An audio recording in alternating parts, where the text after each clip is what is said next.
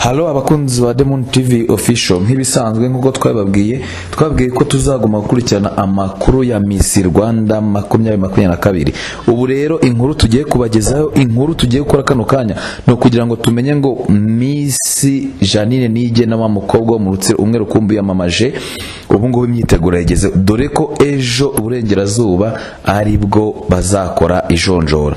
Ndashaka ko kumabwa kuri telefone kugira ngo twumve impumeka afite, twumve imbamutima ze ubu ngubu mbere yuko agana i Rubavu. Ndabona telefone ye turayihamagaye, ndumva iriho. Reka twumve kadufata maze atubwire. Miss Nige na Janine, waramutse? Na amahoro mu Rutsiro? Namahoro. Urabizi se ko irushanwa rya Miss Rwanda ejo aribwo riri butangire? Ndabizi cyane, fata n'ubu barutangiye. Ndabizi rwose ko utabiyoberwa, ubu update amakuru uyafite. Turagira ngo dusangize abakunzi bawe uburyo witeguye mbere yuko ugana hariya i Rubavu. Nditeguye, ntabonye yambajije. Ubwo gusubiza mbere rwose ndabyiteguye. Imyitozo wayikoze neza, ntabwo bufite? Ntabwo mfite. Nta gihunga kabisa.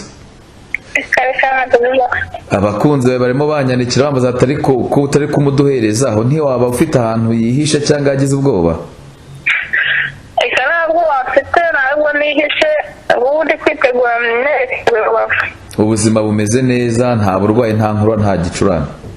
Ntacyo nazo neza. Ubu imyenda wamaje kwihanagura, igikapu rwose wajyanaguye? Byose nazo neza. Urerekera sangapi, watubwira isaha? Ndajyayo nyuma ya saa sita. Nyuma ya saa sita? Nibwo uzaba uteze imodoka werekeye i Rubavu? Urararayo? Urararayo ni byiza kugira ngo nabyuke yerekeza mu rushanwa ribubere. None n'iki wabwira abakunzi bawe mbere yuko ugera mu majonjora? Icyo ntabwo abakunzi banjye nuko ejo bose bazashyira imbere y'Imana bakansengera nkazabona pasi. Ego, urabasaba ko bagusengera, ariko rwose humura tukuri inyuma kandi turabikora. Nta kindi wumva warenzaho kugira ngo tukurekure ugume witegure? Nta kindi kirenze no gukomeza bashyigikira nyine. Kandi ndabizi ko bazashyira. Yego, Imana izabigufashemo kandi natwe tukuri inyuma, tukwijeje ko nuramuka urenze amajonjora umunsi wo gutora mugahabwa kode, tuzaba tukuri inyuma twese tukagutora. Urakoze rero, turagushimiye kandi tukwifurije kuza kugira umuhanda mwiza. Yego, amahirwe masa.